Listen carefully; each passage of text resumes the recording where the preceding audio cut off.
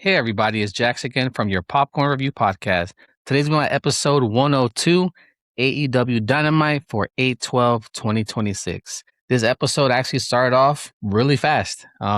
You had Will pretty much start the show off, and he says that he had a great time in Mexico. He said that was only his second time there. They give him a lot of energy, just like Las Vegas is doing. And pretty much, he was just saying that he had a tremendous time there. But pretty much, let's get down to business. He said, "I was the one there, unlike the champion. I was the one there that was making things happen, unlike the champion that was sitting at home." So he was definitely taking shots at Kenny Omega. And before he can keep going and like saying that Kenny didn't show up, but he's showing up, Don Callis comes out and starts saying pretty much that him and Kenny owe him for everything that they've gotten. Kenny Omega owes him for his title reign. Kenny Omega owes him for being in his corner, for allowing him to be the belt collector. He said, "Will Ospreay, you owe me for bringing you to AEW.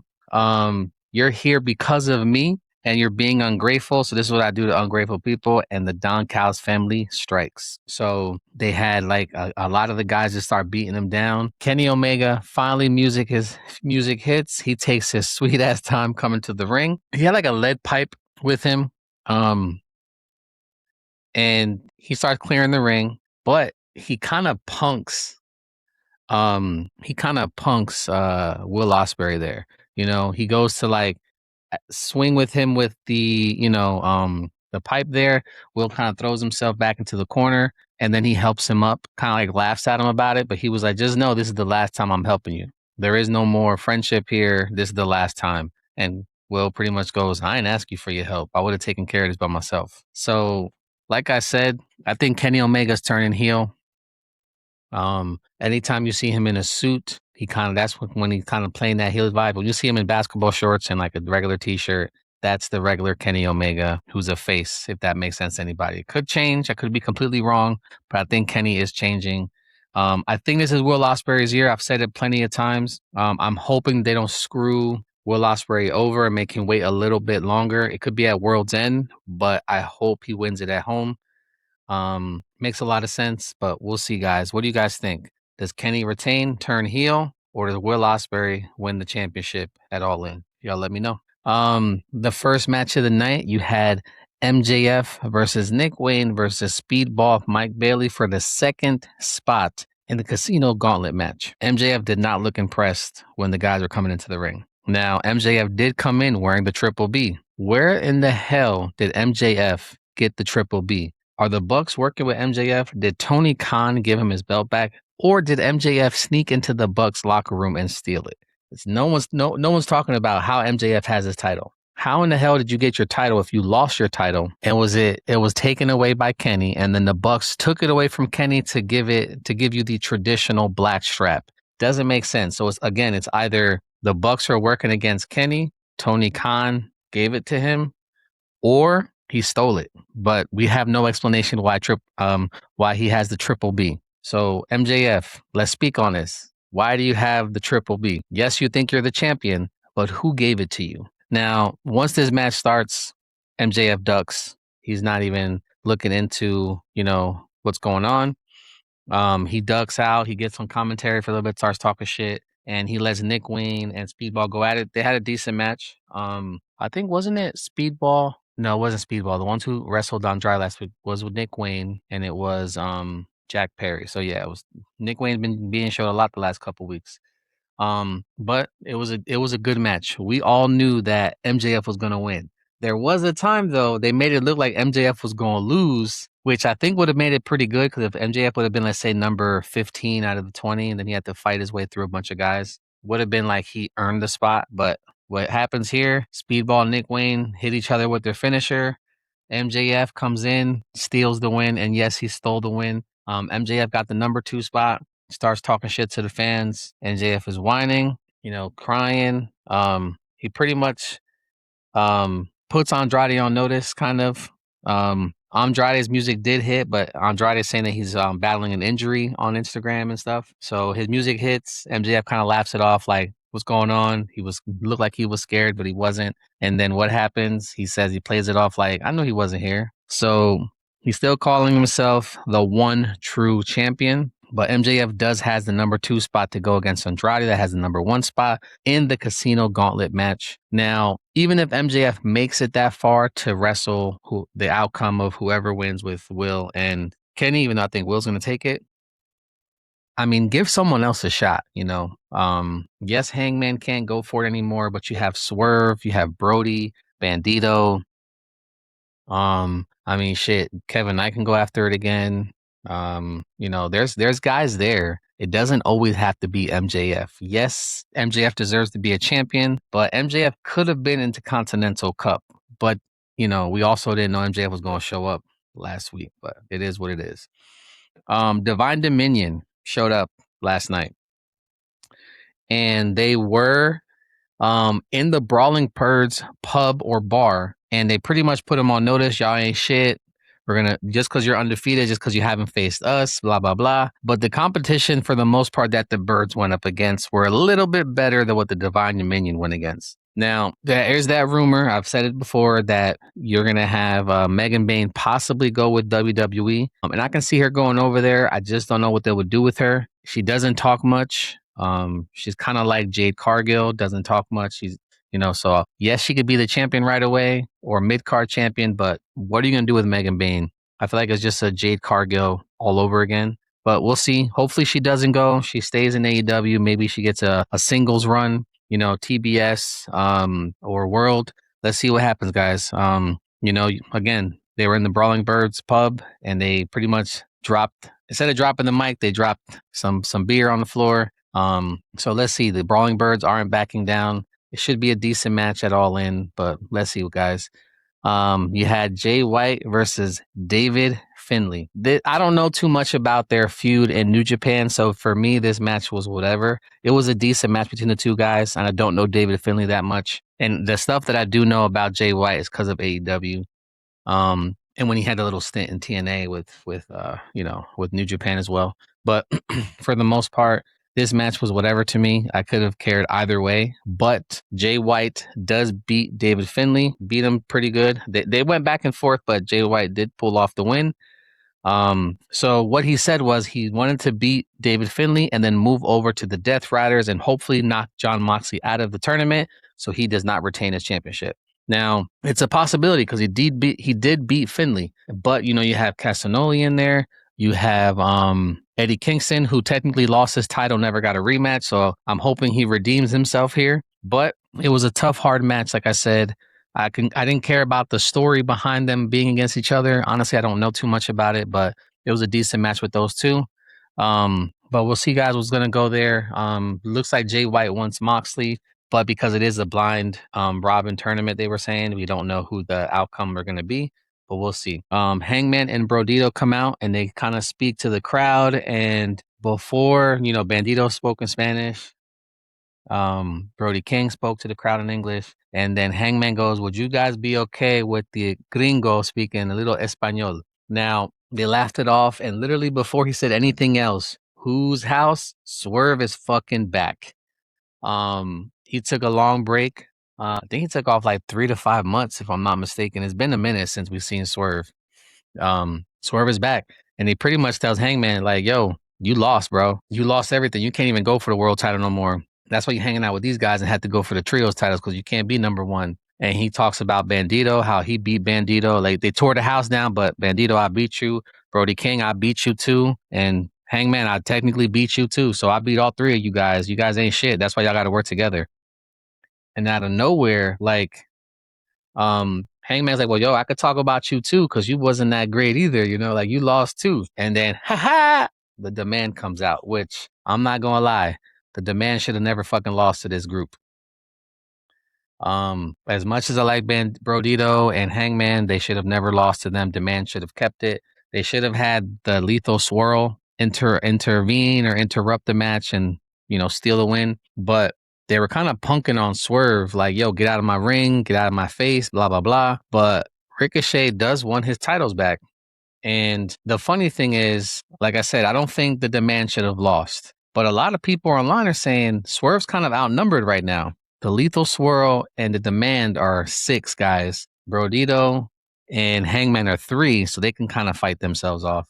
But Swerve, you by yourself. Is this possible that we're gonna have a 3-way trios match with possibly the New Day or whatever they're gonna call themselves, Kofi and Xavier Woods, join Swerve and become the trios champion rather. Now, I would still hate the demand don't get their titles back, but it'd be a nice way to introduce Kofi and Xavier. Or Austin Creed, rather. I think he's going to go with Austin Creed. So is it possible Swerve's going to get a little alliance there to back him up? Before the New Day left WWE, they were heels. Technically, Swerve's kind of like an anti-hero, if that makes sense. So are they going to fit in with Swerve? But we'll see, guys. I mean, maybe Swerve will ask help from the Hurt business. I don't know. Sorry, Hurt Syndicate. But I really don't know what's going to happen there. People online are chattering saying it could be the New Day, but I'm not really sure.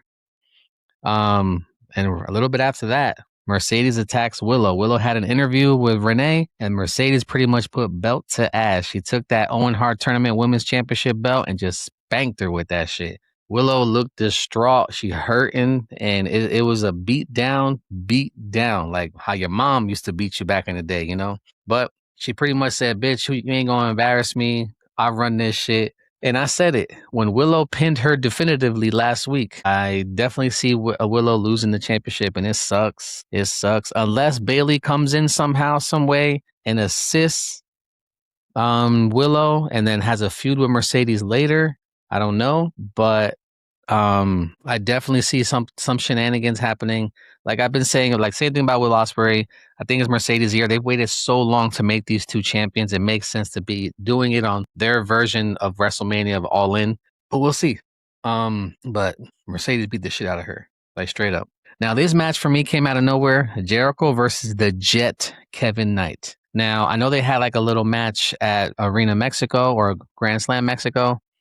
So maybe that's where this match came about, but Jericho did challenge, and this was a decent match. Don Callis came out with the Jet. Once you saw Don Callis, you knew. He even told him before the match started, yo, this is important for me. You better win. And Kevin Knight, right before the bell rings, just attacks Jericho. They get off to the races, start beating each other down. Now, Jericho, for his old ass, was taking some bumps, taking some high-risk moves, and him and the Jet had a decent match. Of course, Don Callis gets involved. He tried to use the screwdriver. I think he did use a screwdriver, hit Jericho there. Doesn't get the pin though, but he gets involved again. Low blow to Jericho. 1, 2, 3. What the fuck, bro? And someone online too said it. I forgot who it was. It was on TikTok though. If I can find it later, I'll add him to it. He did say this might be Jericho's retirement tour. Jericho's been shown having little feuds here and there with a lot of people. Ciampa, the Jet, Kevin Knight. With Ricochet, the first one he had. So is Jericho doing a retirement for the rest of 2026? It's possible. Jericho did say if he retires, he wants to do commentary. So it's very possible that Jericho can leave after 2026 is over and join the commentary booth. Now, I don't know if he'll be on Collision. I don't know if he'll be on Dynamite. I think he was on Collision before mostly. He did do a couple episodes of Dynamite, but I think he was on Collision for the most part. But is this Jericho's retirement tour and it's a secret? It's possible, guys. It's very possible that he's having these feuds, putting these different guys over because he's on its way out. It is very possible Jericho could be done. He's upper in age. I think he's the oldest one in AEW who's still wrestling. I could be wrong, but I think he is the oldest. But we'll see, guys. Well, actually, during the match too, Paul White, the Big Show, was on commentary and he sat on his lap. They kind of like joked around, like laughing it up. So you could tell Jericho was having fun. That's why it makes sense. It's possible that Jericho is on a retirement tour, but just not telling anybody. But y'all let me know what y'all think. You had Chris Statlander had a match there with Vivian Van. I've seen Vivian Van a few times. I've even seen her on the Ring of Honor. So she's predominantly with Ring of Honor. She does come in on AEW time to time. But this showed Chris was strong, but Vivian was showing off her speed. But this was a kind of a quick match. I don't think it lasted more like 7 minutes, if that. But she did beat Vivian. Vivian is being shown a lot, though. Like, I've seen her a bunch of times. So it could be possible that she comes through and also does a Maya World. But we'll see, guys.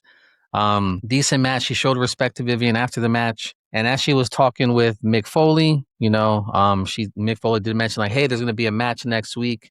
Looks like you're putting your name back in the hat for the TBS Championship. So it's going to be you, Maya World versus, you versus Maya World versus Persephone versus Sheeta. How do you think you'll do? And before she said anything, boom, Persephone interrupts Chris Statlander and kind of like laughs it off like, like you ain't shit. And then Sheeta comes out, but Sheeta and Persephone had a match against Maya World and Thunder Rosa from what happened last week in Arena Mexico at Grand Slam. So it was a decent match, guys. Thunder Rosa, I'm happy you're a champion again. It's not with AEW, but you deserve to be a champion. I think it's the Mexico national champion, if I'm not mistaken.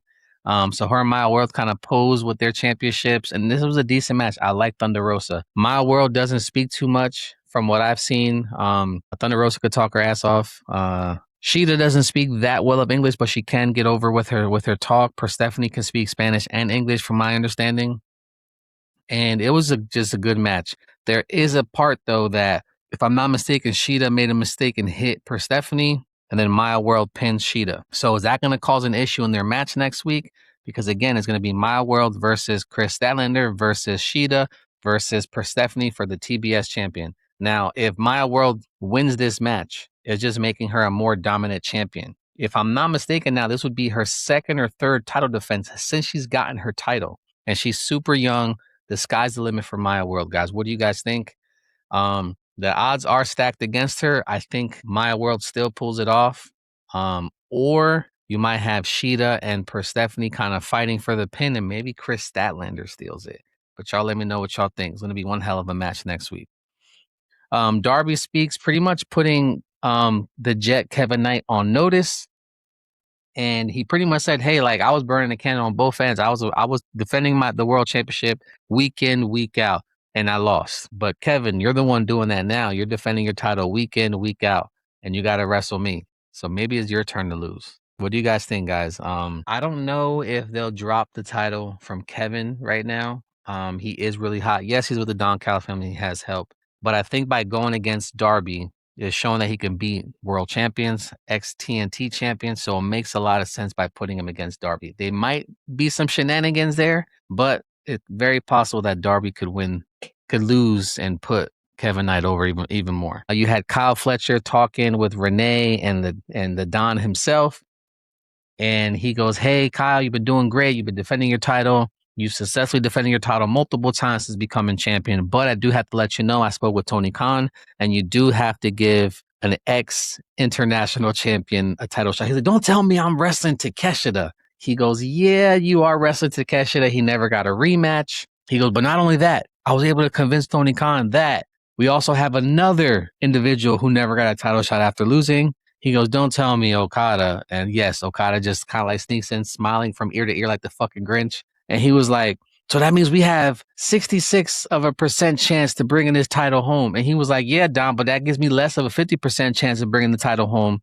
because I'm wrestling two people. And Okada goes, don't worry. The championship will stay in the Don Callis family. Okada is the fucking problem, bro. What's going on? I've been saying it for fucking weeks, months. Like, Okada's the problem. Y'all was good till Okada got there. Now, I hope Takeshita wins. But at the same time, Kyle Fletcher's a fucking beast, bro. To have him drop the title after defending it, I think 3 or 4 times so far? Does that make sense?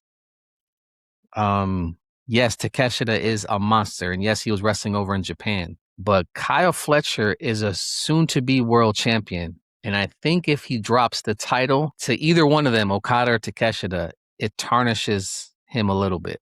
Because now he's undefeated, he said, in 2026. So if he loses this match, he won't be able to challenge for the world title. So I don't think Kyle loses. I could be wrong, but I don't think Kyle loses because I think in the future it's going to be Kyle versus Will Ospreay for the world championship. I see that coming. It's going to be one of Will's feuds. Takeshita could be one of Will's feuds. Okada could be one of Will's feuds. Swerve is probably going to be one of his feuds for sure. Hangman can't compete, but they could still have a banger of a match. But what do you guys think? Is Okada trying to steal the title back and keep it in the family, or is he just trying to screw Kyle Fletcher? But yeah, definitely, I don't think it makes sense to have Kyle Fletcher drop the title. even though I want to see Takeshita to win, right now is not your time. But Takeshita too can be a world champion. The only problem is Takeshita doesn't speak that well of English, so he may need a mouthpiece. That's why it made sense why he was with the Don Callis family. But it's possible he can be partnered up with somebody. I don't know. We'll see. Maybe she could be partnered with. Maybe he could be partnered with Mina. Like Mina still wrestles, but also his mouthpiece because she speaks a little bit better English. But I don't know. I love Takeshita, but I think Kyle Fletcher is going to be going for the world championship sometime next year. That's my prediction, and I think it'll be against Will Ospreay because it makes sense. They already got history. Makes a lot of sense. They fought each other for no title. Now they're about to fight each other, or they fought each other in the cage. I don't remember if it was for a title now. Now they're about to fight in the future in 2027 for the world championship.